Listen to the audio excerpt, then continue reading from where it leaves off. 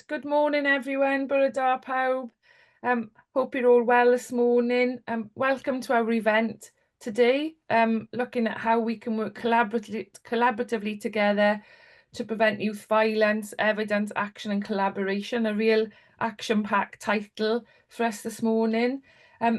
Really appreciate all of you joining from the different sectors so we can look at how we can work together to prevent youth violence.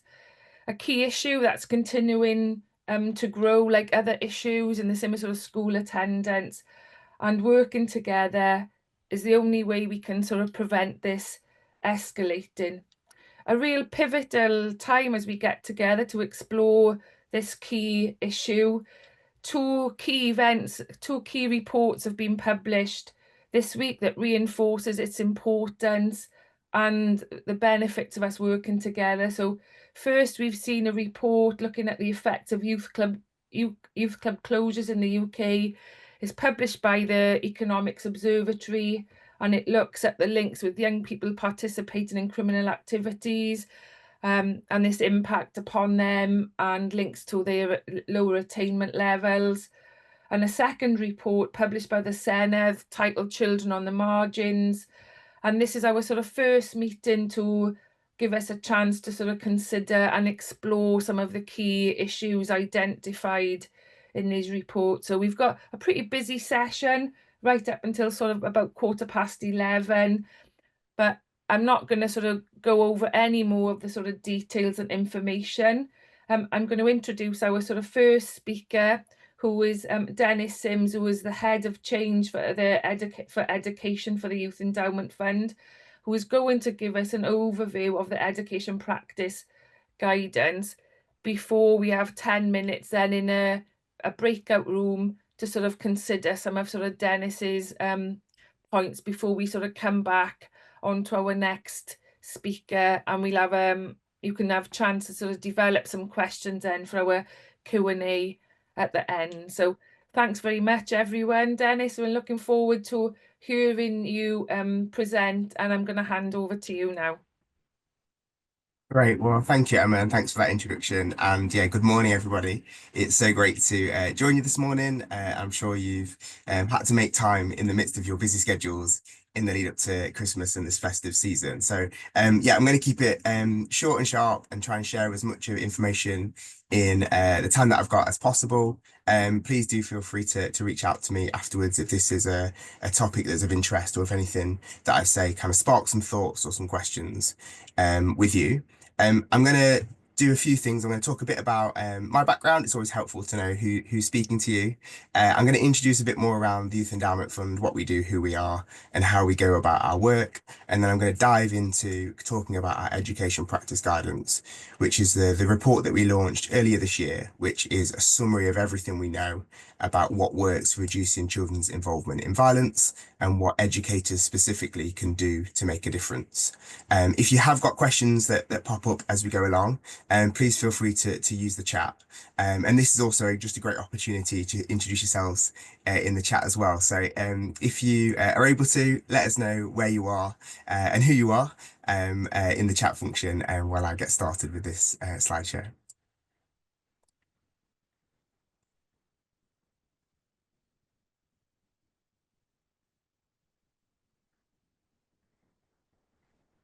Great stuff. So, but yeah, great to see the range of colleagues and expertise that we've got in the room with us this morning.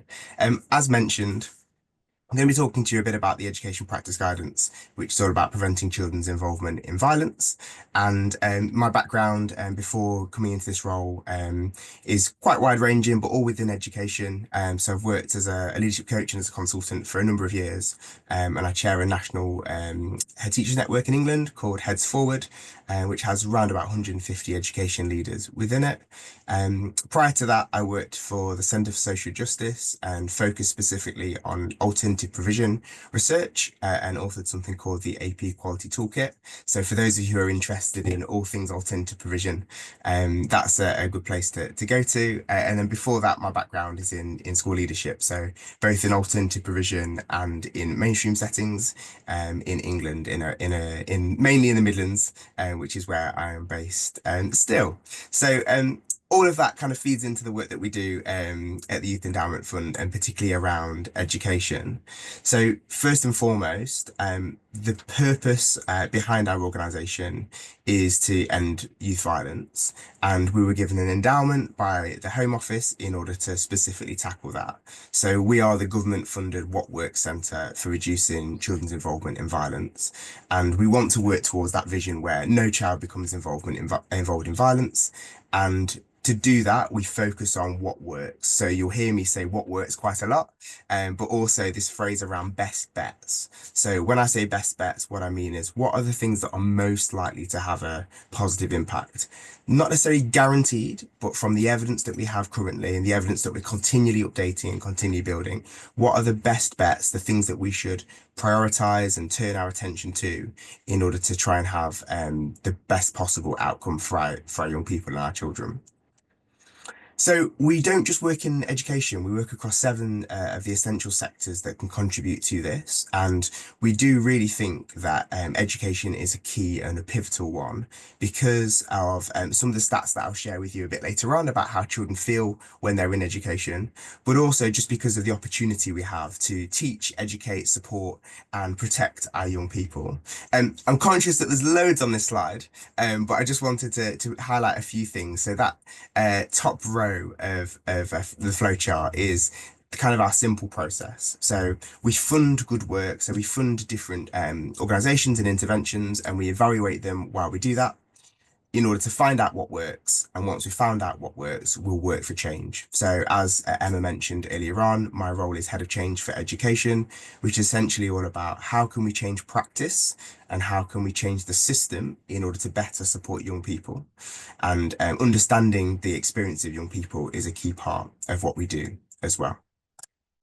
So to introduce the issue, I've got a few key stats for you. So last year and every year, in fact, we survey a wide range of children and young people aged 13 to 17 across England and Wales. Last year, we surveyed 7,500 young people. And this year, we've just finished our survey of 10,000 young people. So these are the stats from last year's survey data. And it gives you a bit of an indication of the scale and impact of violence on the children that we work with and encounter through our work. Interestingly, 20% of the children that we surveyed said that they had missed school due to feeling unsafe. That's a huge proportion of young people. And similarly, 18% of them said they found it hard to concentrate at school due to violence or the fear of violence. So yeah, that impacting their attendance, but also their potential engagement and their concentration in school as well. And you'll all agree with me that that's a large, too large of a percentage. And we do know that violence can occur in education settings, but largely the young people that we spoke to said that they feel safe in school. So 85% of the children that we surveyed said they feel safe in school. And this is a really interesting statistic for us because when we compare this to other types of environments and areas where young people may spend some time, school was the safest place that they could identify of those options. So I think, again, linked to my point earlier on, that means that not only is it a positive that the majority of children feel safe in school, it also presents an opportunity for us to support young people and to educate them around how to stay safe when they're in other places and spaces as well.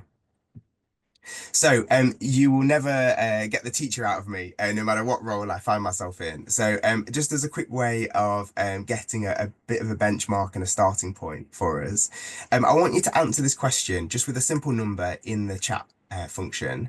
So how confident are you in knowing what works for reducing children's involvement in violence? On a scale of 1 to 5, 1 being I'm not confident at all, 5 is I'm extremely confident, and of course we've got all of that range in the middle. I'm just going to pause for a few moments to give you a chance to enter your number into the chat.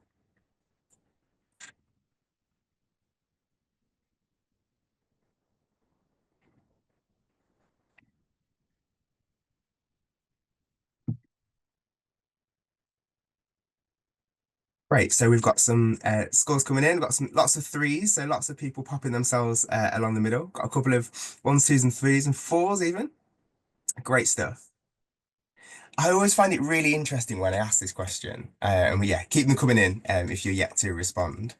The reason why I find this really interesting is because if I was to pick a different area, um, perhaps something curriculum based or something that's a di slightly different aspect of our roles as educators, I would anticipate that we perhaps would score ourselves more highly and feel like we're a bit more secure in our knowledge and our understanding, and therefore our confidence level will be higher as a result.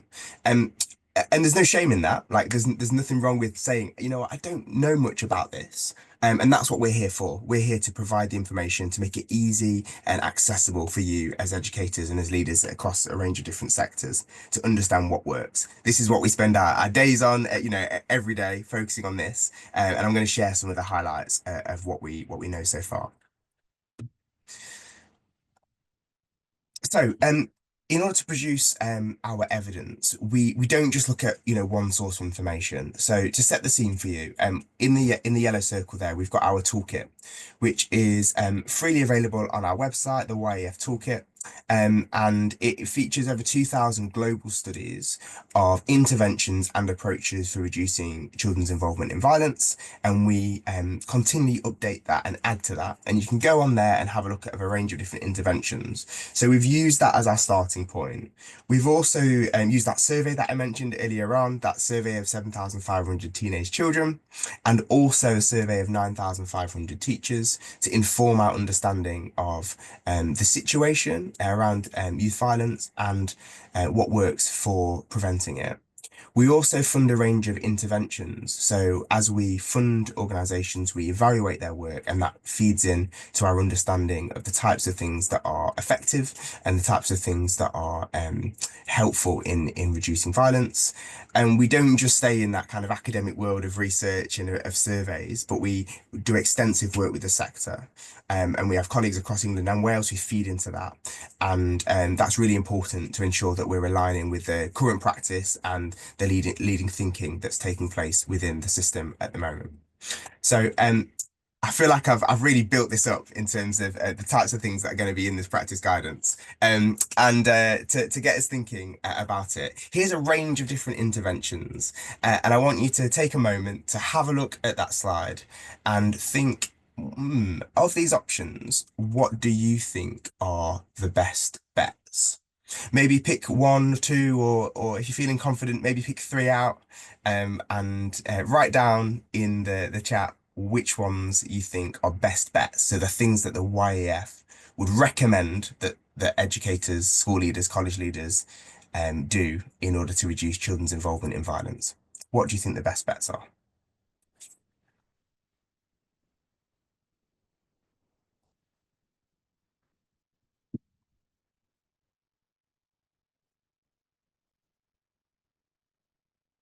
What a strong showing for social and emotional skills training straight away.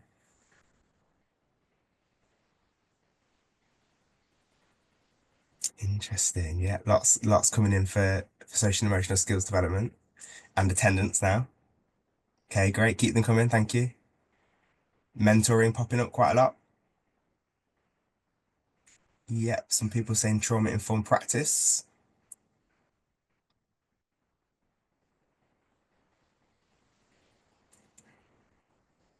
Okay. Really interesting. Again, the range of thoughts around this and what we might think are the best bets. I'm going to share and whiz through in the time that I have available the key things that we know so far from the evidence, and we'll see if it aligns with the things that you've already mentioned. So the first one is not going to be a surprise to you. It is to keep children in education. So we know that children with poorer attendance are more likely to be at risk of violence, of exploitation, and of all other kinds of harm. So we know that children with higher attendance, vulnerable children in particular, need support in order to stay safe, and in particular attendance strategies that would enable that, as well as supporting students who have been temporarily excluded or permanently suspended. It is definitely things that we know that are likely to support children and reduce their likelihood of involvement in violence. Like, the first one is never a surprise, like keep children in school. That's first and foremost. And we know that there's a high correlation between attendance and safeguarding. Trusted adults. So this is where mentoring comes in, and a few of you put mentoring in the chat. So we know that all children will benefit from having trusted adult relationships in their lives that have a positive influence upon them.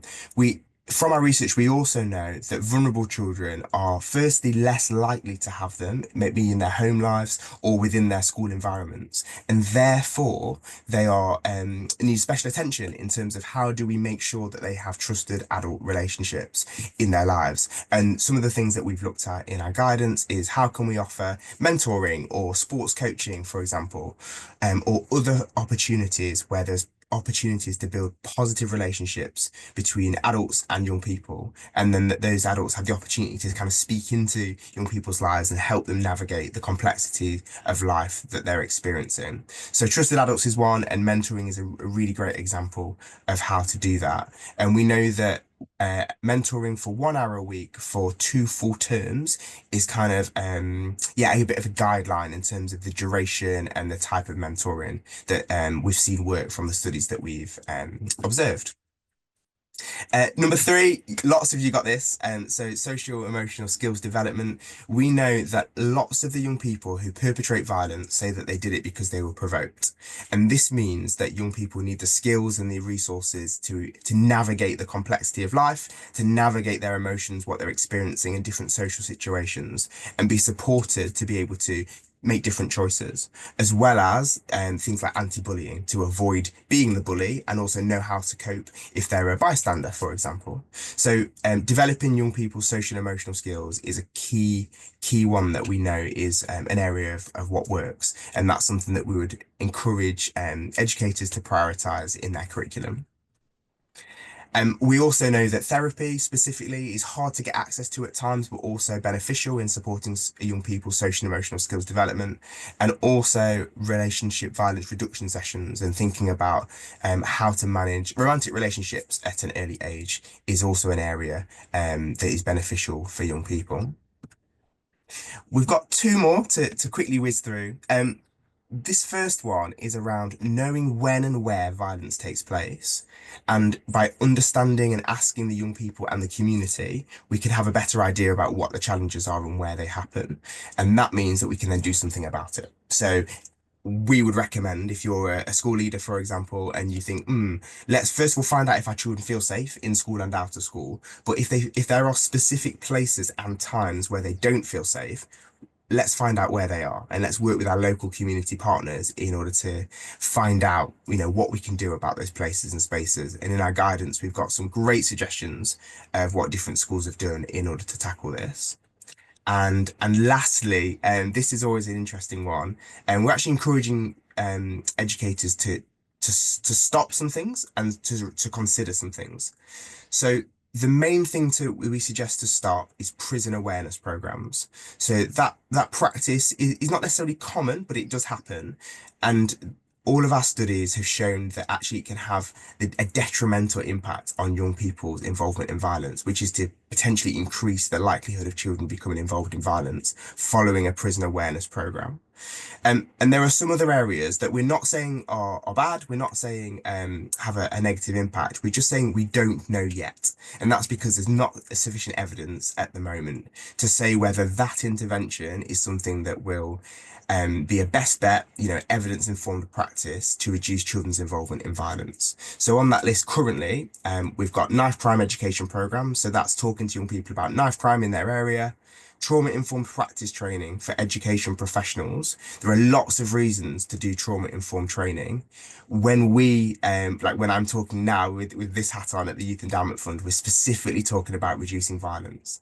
So we don't yet know if training teachers in trauma-informed practice has an impact, positive or negative, on young people's involvement in violence. So there might be other reasons to do it in your settings, but if you're specifically thinking about reducing violence, we'd suggest focusing on a different area, one of the ones that are higher up our list of recommendations. And then also involvement with the police. So police in corridors around education settings and police in classrooms. There's a range of programs that are trialing that and working on that at the moment, and we don't yet know the true impact of that on young people and their involvement in violence. So I've rattled through lots of stuff in a short amount of time. I'm sure this has provoked lots of thoughts, comments, and questions. Yeah, you have time in breakout rooms to talk a bit more about what you've heard, and then we're going to have some Q&A as well, an opportunity to talk about this in a bit more detail. But thanks for your time so far this morning. So I hope you've had some sort of interesting discussions based on sort of Dennis's presentation. I know it gave me lots of sort of things to sort of think about in preparation for our Q&A session at the end. So it gives me great pleasure now to introduce our next speaker, who is Nick Corrigan. So I've known Nick for, I think it's about over 15 years, and a big fan of all the work that he does with young people. So Nick is the Chief Executive Officer of Media Academy Cymru, and now we're going to hear his perspectives on preventing youth violence. Thanks, Nick. Over to you. So what I've been asked to do today is talk about working in the field of violence and children and young people, and our interplay with education and how we work together with education. So I'm just going to spotlight some of the work we do, and then at the end I'm going to leave you with well, I was going to give my sort of challenges, but we've all got challenges, so some thoughts about what I ponder every day in this sphere. So thank you. Could I have the next slide? So today I'm talking about our work with children and young people, and really how we try and reduce violence within families and with children and young people. I'm going to do this by introducing my organisation and spotlight some specific programmes where we work with schools and PRUs in partnership. I've got a caveat. I am aware that a lot of our work is in South Wales, so apologies. We're very South Wales and Gwent centric at the moment. So I want to make that aware that I know that some colleagues are from North Wales and Mid Wales. Hopefully one day we'll be in Mid Wales and North Wales, but otherwise you can also contact us for advice or some of our work. Can I have the next slide, please?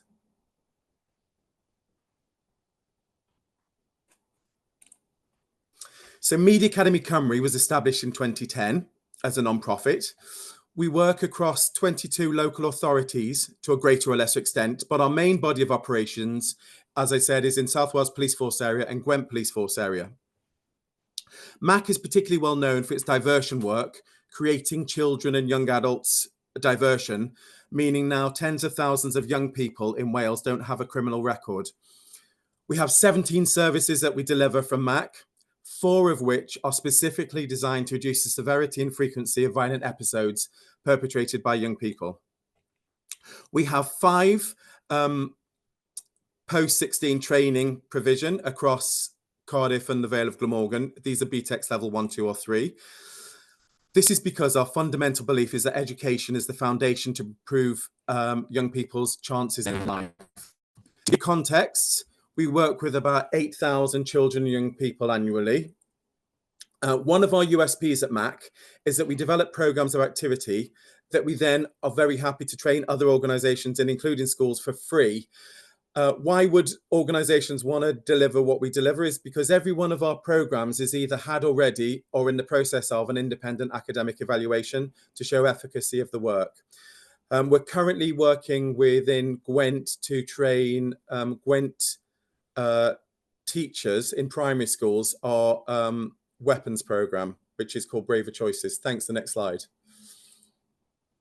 So the first violence initiative that I just wanted to spotlight is our weapons program, Braver Choices, and that's because we want young people to make a braver choice and not carry weapons.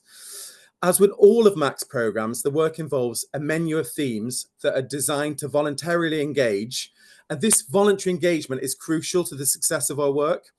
As an organisation, we're underpinned by youth work values, so voluntary engagement and unconditional positive regard being 2 of our most important fundamental beliefs.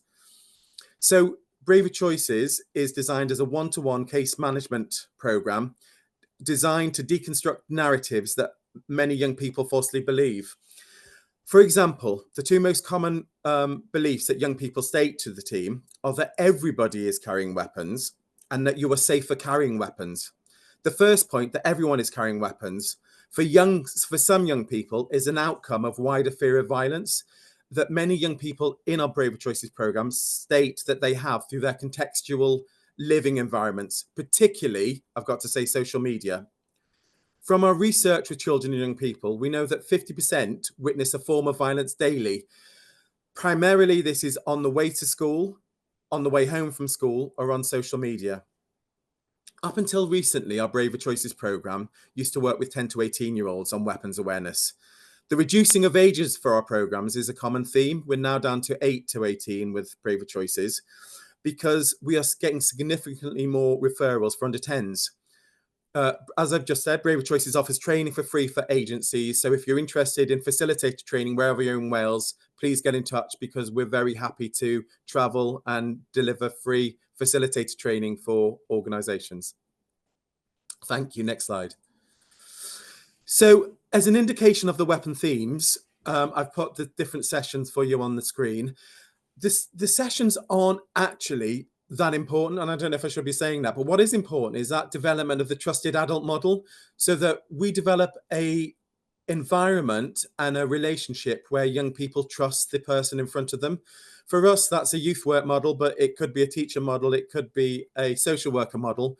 As an organisation that is underpinned by youth work values, all our staff are trained by youth work, and what we ensure is that a young person has a right to somebody that they want to work with. Our philosophy is the right person, the right time, and the right place.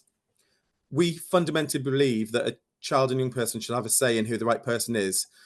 When we meet that child and young person, we hope that it's the right time because of the voluntary engagement and the child giving their consent before we accept a referral.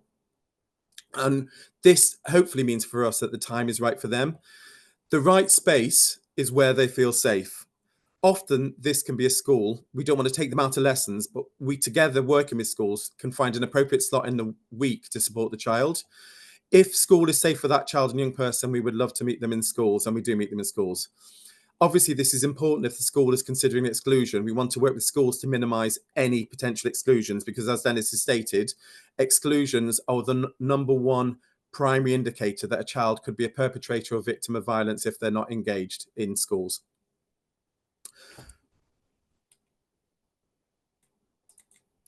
Next slide, thanks. The second one is our adolescent to parent violence programme. We call that Parallel Lives. Across South Wales, we have this programme of work, which is a multi-tiered intervention, working with both parents and children and young people. The main programme that we deliver is Beyond, which is a 7-week intervention, working both with the parents and children on the same afternoon or evening, but separately, and then bringing them together at the end of each session to share what they've learned and to make a plan that they're going to commit to until their next session, which is hopefully the week after. Unfortunately, not all children identify that there is an issue at home, or they may be part of a problem of violence in the home. So we have created a tiered response, which is also a one-day workshop where parents can receive non-violent resistance training that they then can hopefully strategize into their own home contexts. I've got to say at this point, all of the programs that MAC deliver in community and in partnership with schools are all delivered for free at point of contact with the family or young person, making poverty or cost not an issue for engagement. Many times over the last 5 years, we've had many parents and carers who state that when they come to us, they feel shame. One of the great things about Parallel Lives programme is that we have a peer network created because we do it in groups of parents and young people. On average, from gathering data over the last year, we know that families often don't seek support from anybody for about 2 years after the violence in the home begins. Obviously, a child being involved in violence in the home has an adverse effect on their lives, on their mental health, on their trauma and adverse childhood experiences, which then will have an adverse experience when they attend school and their concentration in school. We've developed a Wales support line and a virtual support line through offering critical themes such as better communication within the family. Again, these are underpinned by NVR principles. For base and build, we can support parents from across Wales, which is the virtual and the support line offer. Thanks. The next slide. Our positive masculinity programme, we mainly deliver in schools, and this constitutes the bystander programme, which will be done in assemblies with groups, and a one-to-one case management methodology with young males that are showing scary or inappropriate views on society and particularly women. This tiered response responds mainly to school-identified misogynistic and other negative behaviours. Our bystander programme is meant to be low level to empower young people with a way to challenge when people say negative things or inappropriate things. The full programme, which is the one-to-one case management, has specific themes looking at building strengths-based relationships, as well as looking at misogyny. We examine and challenge the young person to examine the behaviours and attitudes of their peer groups, effects of pornography on their vision of what a healthy relationship is, patriarchy and wider culture. Over the last 2 years, this is an area of work that has seen the greatest growth for us as an organisation. Thank you. Next slide.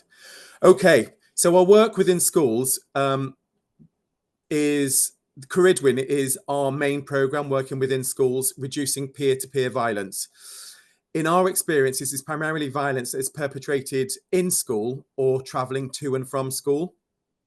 Ceridwen, who is the Welsh goddess of rebirth and change, is a 5-month programme that is one-to-one case management. We work very closely with YEF and their evaluations. This is one of the YEF evaluations that is currently being undertaken for efficacy with an external agency looking at whether it works or not. This is a programme that looks to equip children and young people with the skills and knowledge to identify specific triggers to stop violence, usually as a fight or flight response. Thanks, next slide. Working over 20 weeks, the case manager works intensively with the young person to start to contextualise and understand why violence is a primary response for them. The programme has embedded distance travelled evaluations at the beginning and after 3 and 5 months to see if perceptions and knowledge have changed at all to a more pro-social outlook. The programme works intensively with schools to try and ensure children remain on roll, and hopefully there is a reduction in exclusions. The partnership with Ceridwen in schools is so important, as we know that from the YEF toolkit, as we've just been told, that most children and young people identify that they have seen or witnessed violence on a daily basis, either in their own lives or on social media. Ceridwen is the most embedded programme with supporting schools with challenging and changing violent behaviours. So you'll be glad to know that's enough as a sale pitch about Mac from the services. These highlighted services aren't in all areas in Wales, so again, I apologise for those people based in areas we don't support at the moment. Hopefully, with our world domination, we will see you very soon. And finally, I just wanted to leave you with some things that I ponder. So next slide. We all have challenges, so I thought it was a bit useless to put our challenges. If we look at the violence duty as a strategic framework, which we all need to consider, we need to work out how to be better together to reduce the experience of violence for children and young people. We know that the main protective factor for children and young people is keeping them in education. Local agencies, I think, need to co-produce responses with schools and young people to understand the contextual factors on a micro and macro level. If schools are going to be and continue to be a safe space for individuals, we need to capitalise on coming together as a partnership. From working with PAC, Peer Action Collective, another co-produced area of work with the Youth Endowment Fund, we know from thousands of children and young people across England and Wales that for some young people, there is a visceral fear of children, of violence that they feel. This often is a perceived violence, not a real violence. This has been developed from their daily experiences, again, a lot seen from what they watch on social media. SEND children are more prevalent to become a victim and perpetrator of violence. So what are we doing with this information, knowing that there's long waiting lists everywhere for diagnosis for SEND? What could we be doing if we think outside that box on very limited resources together while we wait for diagnosis? One of the areas where we align with the values and underpinning principles together should be child first, trauma informed, offering a rights-based response. We know from research that adultification of children, particularly from Black and other ethnic minorities, can bring them closer to more entrenched violent behaviours. We need to professionally challenge our multi-agency partners to develop a consistent approach to non-adultification. Too many times over too many years, I hear they are putting themselves at risk. This is children, young people, or they are choosing their behaviours. 50% of max referrals are now for under 10s. Structural systems mean that for under 10s, they don't receive the support they need and their needs are not assessed. For example, in many areas, many youth justice services don't accept pre-10 referrals. So who is left to pick up the needs? Statutory education children's services. In many areas, children's services aren't overwhelmed and work primarily as a reactive responder based on risks, so prevention often doesn't have a look in. This leaves us with the statutory education, which is left to formulate a response often to support and assess, as well as also their daily job of providing a therapeutic learning environment. What can we do to all support schools to deliver prevention strategies to make children and young people safer, to keep them from being excluded, which only feeds into more risk and potentially more non-social behaviours? Thank you for listening. That's me. If anybody has any questions, thanks for the next slide, or wants to discuss support for your school environment, please get in touch. Thank you, everybody. Great to see everyone back. I would have loved to have been in one of the breakout rooms to hear some of your discussion. We've had some really interesting discussions, while we've been waiting for you to sort of come back. So please hold your questions. You've had some really good questions and comments from Andrew and Richard that we'll be sort of taking forward to our Q&A session. But now I would like to introduce Caleb Jackson, who's the head of change for the youth sector from the Youth Endowment Fund, who's going to give us an overview of the standards. So thanks, Dennis. Thanks, Caleb. Over to you. Thanks, Emma, and good morning, everyone. And actually, it's kind of worked out in my favour to kind of go last, actually. So whilst other presenters, my colleague Dennis and Nick have been sharing, there's a few things that I've altered in this behalf. And so I'm going to talk to you about the Youth Endowment Fund Toolkit and actually give you a live demo as well if you've not been on it. And the idea behind that is just to have you conversant as really busy individuals as you make decisions where you are.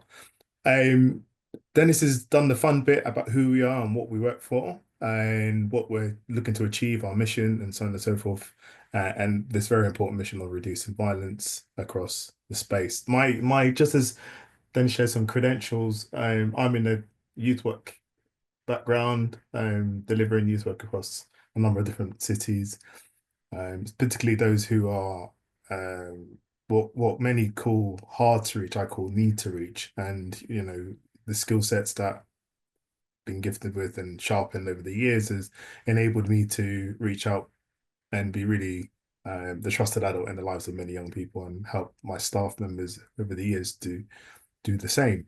And so I've got a slide deck for you. There's lots here, but that's intentional. It's so that you can come back as a reference point, as you do with most things. And then we're going to walk through it and just give you an idea and a feel for what it is, and give time for you to have another breakout discussion about what we talked about as well. So head of change for youth sector, loving life at YEF, trying to get to grips with the importance of the sector and how it behaves, as well as prepare as much robust evidence to support the sector in terms of how it should be supported. So hopefully that wins a few warm hearts and a few claps. And I've come to understand some of you I might actually be seeing again because I was with the principal youth officers about a week or so ago. And I think what's quite interesting is the fact that in Wales, youth work and teaching are equal as well, which I think is quite paramount to the focus of youth work in the region. So let me share this. And just let me know if you can see that at the moment. Should be coming into full screen now. If you just give me a thumbs up, is that all good? Yeah, looks good. Yeah, great. Cheers, Charlotte. So you would have, Dennis took you through this already, and this is our starting point. And just to kind of reference, this is the YEF toolkit. It comes under the finding what works. It's paramount to what we do next. And Dennis is talking about the education guidance, which is one form of guidance that we provide, which is practice guidance, and there'll be a designed or desired group that we'd want to work with on that. And then the systems guidance, which is coming later in that world, by way of omission. The youth sector practice guidance comes out in winter next year, and the systems guidance for youth sector comes out in spring of 26. So again, this is us trying to work for change in that regard. But before we get going, I just want to tell you a bit of a small story about evidence. So before I joined YEF, my bandwagon would have been give us more money to deliver more services to young people, because that's what's needed, 30, 40, 50K upwards. It felt better spent helping and supporting children and young people. Then I got to YEF. And I got to YEF just by way of mission also, that I was banging my head against the table. Some of the stuff that we'll probably talk about in the Q&A, which is, why can't we just resource this better? I mean, it's not difficult. But also, why can't we eloquently share our impact better in a robust way? So I became a big fan of, okay, we need to find what works and really robustly test things, because that can give us the majority of the answer, not all. I say that again, it can give us a majority of the answer, but definitely not all. So this is Railway Prison. It's now known as the East Jersey State Prison. And here, something phenomenal quite happened. So there was a group of lifers. The lifers came up with the idea and spoke to a governor and said, look, we can recognize that when we were younger, if we had someone who was like us, telling us about our choices and where it could land us, it could have helped us. And so they managed to wrangle the governor's arm and say, look, we just love to give back. We're not going anywhere. This would be a great way to give back to and contribute back to society. So governor said, okay, let's try. Let's see who might come through the door. Everything boss, the safety staff was all green to go. Local politicians got involved as well and supported it. And before you know it, there were children coming into Railway Prison. And what was fundamental is children were going away, and it was having an impact in their lives. And so this went on. Lots went out around the town. People were like, wow, that's amazing. Really good feel, Britain's Got Talent type feeling that we're making a difference in individuals' lives. It became the talk of the town, and before you know it, it started to really scale up in other prisons. Like, this is great. Other governors talk to other governors. We've got to take this approach. Just look at what this is great for rehabilitation. This is great for prevention. And Americans do things big, but so before you know it, it's in quite a few places. This approach got so recognized that the films were produced about it, received I think Oscar awards or such. Certainly the accolades to go with it.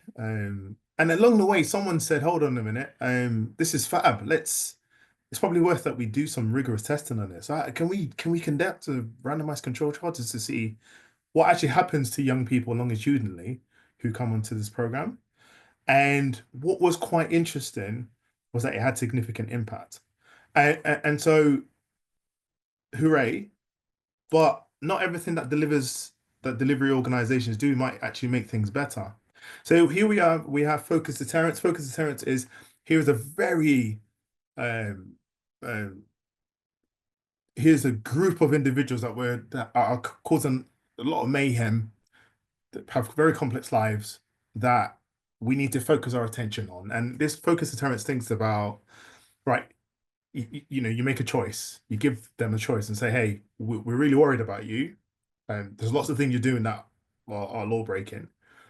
And this continues, we have two options, actually. One is you work with these people who are from the community, who will support you and help you in your world. Or two, we police you harder. And a lot of it comes out of the Boston model, the Stockholm model. These are models globally. that have delivered this sort of program. And you'll see that this has a high impact on reducing youth violence, but it's a very small cohort of individuals. So it's effectively a good best bet, and I'll talk to you more about that. And then we got Railway Prison. So what are the difference between the two? Well, when you put the lens of robust methodological approaches to evaluations, you get a sense of repeatable scalability, which is really just, can we get an effect? Does this make an impact positively of reducing violence and reducing crime? So what was quite interesting is that Focus Deterrence has a 33% reduction in its approach. And that's really important. That for us, anything that's 30% upwards is a high impact on reducing violence. Whereas the Railway Prison program or the prison awareness programs, also in the same camp as the Scared Straight programs, have an increase of violence and crime amongst young people. So yes, the program sounded good, but the reality is when it was tested, it was actually harming children. So now prison awareness programs and Scared Straight programs, boot camp programs are seen as harmful. We shouldn't be funding that at all. But we never would have known that if it hadn't been robustly tested. And so the ability to test things helps us to, one, reduce harm, and to see what benefit that has long term to young people. And Nick mentioned in the breakout rooms while we were with the rest of the guest speakers that it's great to see Mac's work being tested. It will answer some of the questions that are question marked, even though we might feel it and sense it in that regard. So I wanted to share that with you before I go into the toolkit, because what the toolkit does is it aims to summarize the and make available research. A lot of research sits behind a paywall. You pay anything from 12 grand through to 125 grand for a piece of research. And so what we've done is use our money wisely to amalgamate all the potential avenues when we're talking about a particular approach and intervention. So the hard work's been done effectively. You don't need to spend time glossing through the different houses of research to get a good barometer or an average. We've done that. Second thing is to help with professional best bets. So you're having to make choices, having to make decisions. You would have heard from Dennis some of the ones that are really peculiar and progressive for educational leaders and youth work leaders in this regard, and where to kind of bolster your approach and opportunity. And then lastly is to change, create a foundation for change. Longitudinally, we're hoping that in 5-10 years, the toolkit, which was 3 years ago, 28 or 27, maybe even 23 interventions, is now 32 interventions, and it continues to grow. And so you've got more of a barometer, and there's more things to come. So with that said, here is the toolkit. And I thought I'd do a bit of a live exercise. So I'm hoping I can just minimize this. And just, if you've not done this before, it's very, I'd recommend going to Google, putting in toolkit, and what will happen is you'll get the front loaded page, and this is the toolkit.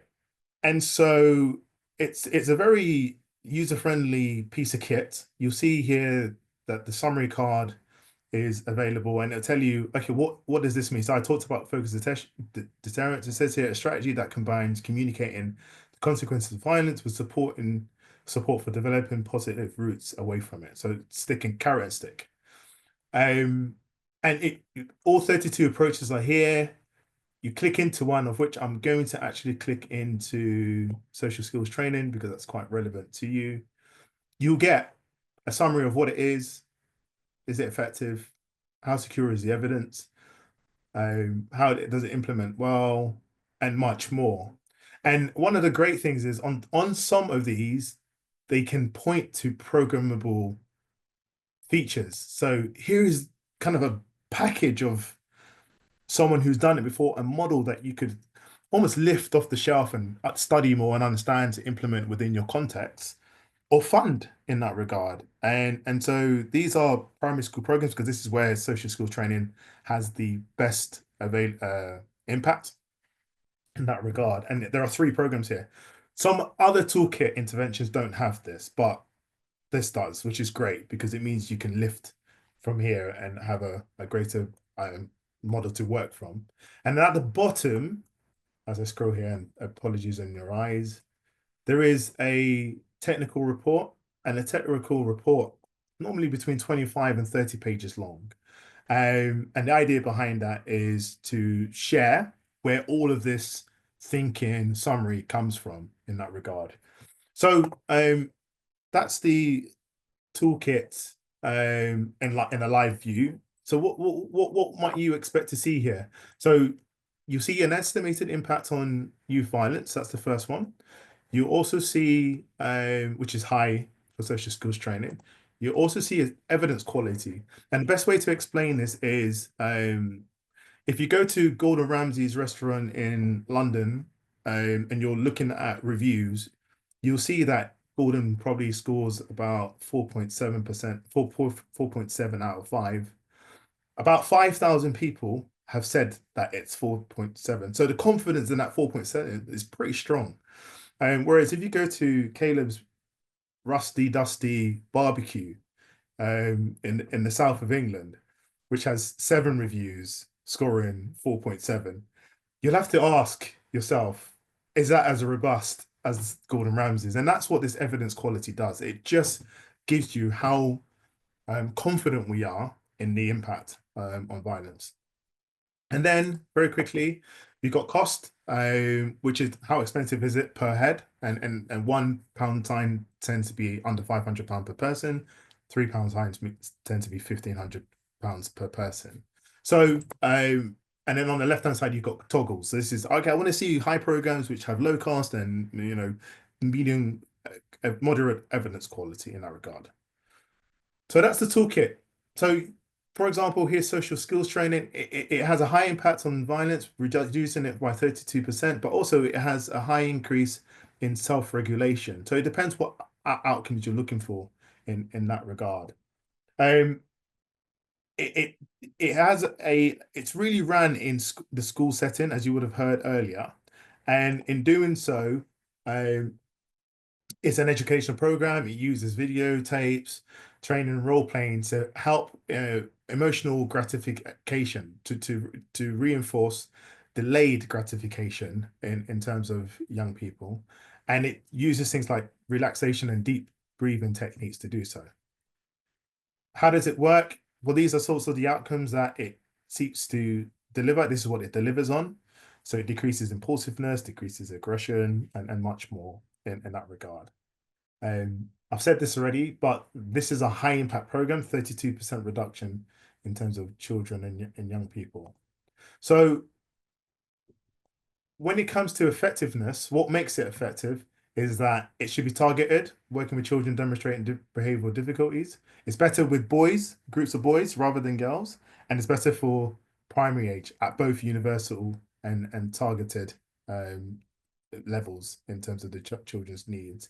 And it's individual rather than whole groups sessions because it gets deeper with each young person. And then finally, how can you implement it well?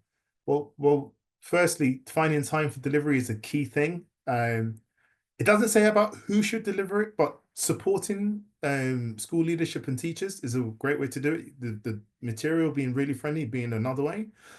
Sometimes it's youth workers delivering this, sometimes it's not. So it doesn't predicate on the sector to do so. And then when it comes to cost, on average, it's likely to be moderate. So between 500 and £1,000 per person, but it's mainly around programmatic materials, handouts, training, or paying other staff costs to cover teaching, as it's part of the PSHE curriculum. So in kind of in the last 30 seconds, I just want to share with you some headlines. So this is what's on the high impact list, and you'll get this. No need to revise this now. This is what's on the moderate list. This is what's on the low list. And this is on the harmful list. And then there is another list, and you'll see here Railway Prison Program, which is we don't know. Like there's still lots to understand here. We still got to test robustly things here, but we really don't know. And so we're hoping to fill we're funding a lot of things in these areas to better understand what difference it makes. You will get this, which is a very nice summary, and it will break it down into which areas does it focus on. So these two focus on VORG. These four focus on therapies. These four focus on youth work. I say four because I'm looking at the higher end, the high to moderate. And these programs focus on schools. And I think it's got an automatic bit here because it's flying ahead. And then these are policing in that regard. So I'm at time, but that's to give you a quick whistle tour into the YF toolkit. There's lots here, but we've tried to summarize this into a 15-minute segment for colleagues. Back to you, Emma. Thank you.